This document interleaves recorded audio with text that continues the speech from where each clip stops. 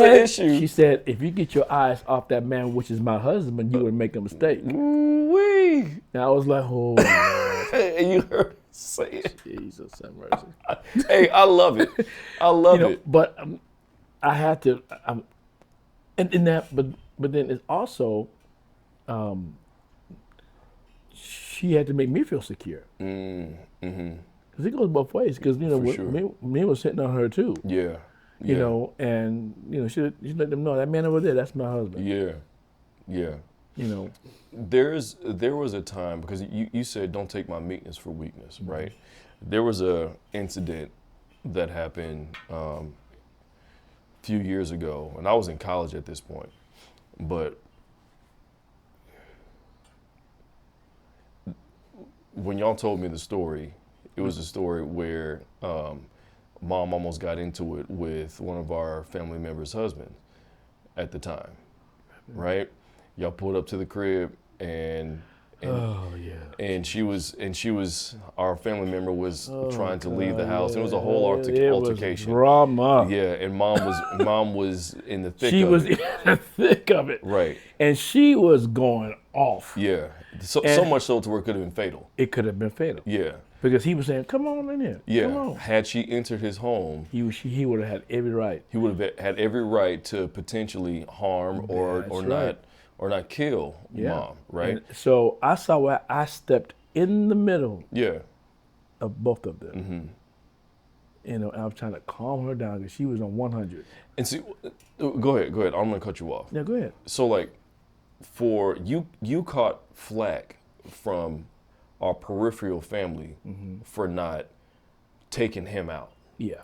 Right? Like our peripheral family gave you a lot of static for that. Yeah. But I appreciated the fact that you were cerebral enough to understand the outcome. Somebody had to have some sense. Yeah, for sure. At that particular moment. Because sure. it could have been really ugly. Yeah, like I could see it now. Yeah. Pastor and pastor's wife gunned down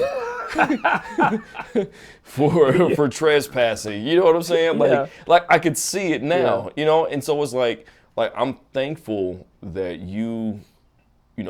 it's the folks like you that people really should be afraid of, because once, if you get to a point to where you're outside your character, then it's scorched earth. It's a problem at that point. It's a great problem. It's a great problem, and I really don't like getting there. You don't like getting to that point, right? And so it's the quiet ones that people need to worry about. The ones that get along with everybody, the ones that that you may not consider to be a threat or a problem. Those are the ones that people need to worry about. And that's one thing I've always appreciated about you, is that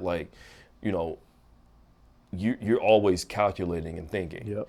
Like, you're not a really big guy. You're not the guy that's going to be doing a whole bunch at the gym. From outside looking in, you may not seem to be a quote unquote threat, but it's the ones that are always 6 or 7 steps ahead. Those are the ones you need to be concerned about. And that's how I view you. And so in that situation, you were thinking well down the line, and you knew how to act, in the present, because of the outcome that could have come. But how did you as a man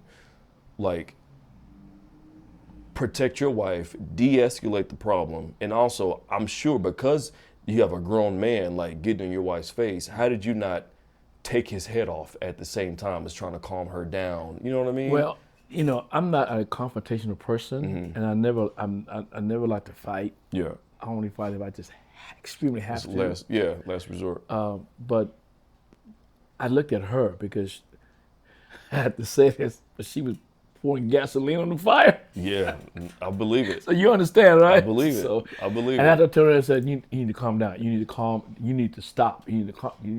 I had to really tell her, you need to stop this. Cause he was saying, come on. And I said, no, you need to stop this. Yeah.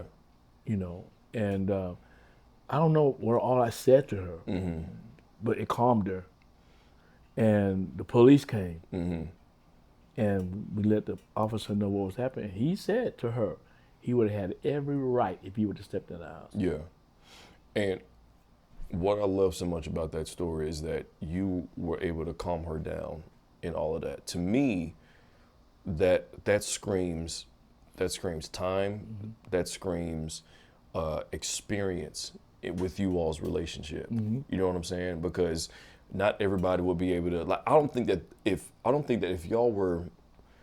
y'all had only been married 6 months, right? Yeah. I don't know if you would have been able to get through to her. Yeah. Because at this point, y'all have been married how many years? Oh, Y'all were in man, your 30s at that point, right? Yeah, 30-something years. Yeah. Right? So like that, to me, that screams relationship, to be able to calm her down at that point to where she wasn't listening to nobody else but you. Yeah. In that heated moment. There was a couple at our church in Atlanta that we attended when me and Alicia first got married. There was a couple, it was an older white couple at our church, and I remember them telling the story of the wife. She would have like seizures and she would have like manic episodes, so much so that she had to be hospitalized. And at this point, they'd been married for years and like decades. And so there was a point where she was in the hospital and she would have like a manic, like mental episode to where she wouldn't know where she was at, like, and she would get kind of egregious and start just kind of like going all over the place. And so her husband came in the room and saw what was going on, and he looked her in her eyes and he talked softly, and he said, "Carol, calm down. I need you to relax." And this is a medical condition, but he's the only one. His voice and his presence being there was the only thing that was able to calm her down to where the nurses could come in and do what it was that they needed to do.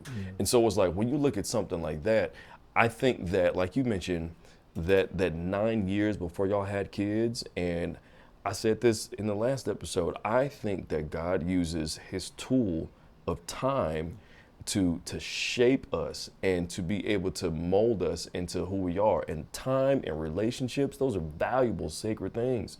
So like, for you to be able to communicate to mom that way, as she's ready to like throw it all away. You know your mom. She was ready to throw it all away. Yeah. But for you to be able to have the cognitive like dissonance, the cognitive stability to be like, no, we can't do this. I need you to relax and calm down. Get your ass back in the car. Because I understood her baggage. Yeah.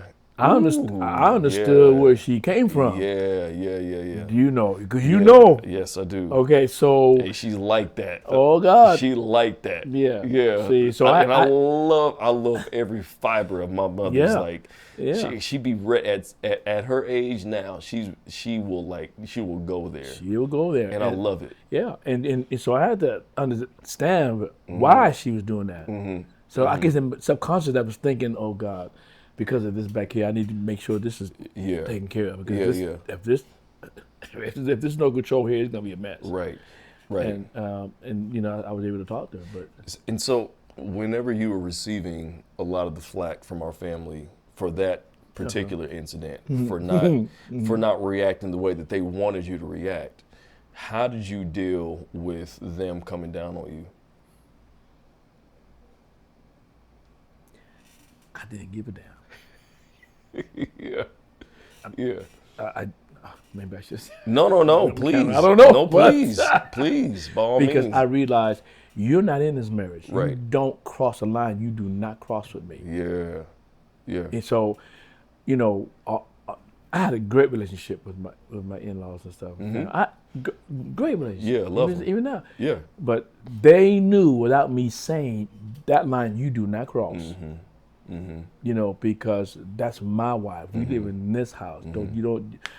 I'm not telling you my business. I'm not telling you my financial. I appreciate all your help and support, but there's a line you don't cross. And I meant that. And I told my wife, I said, now, I love you. I said, I love you, fine, but don't cross the line. Yeah. You know, so that's how.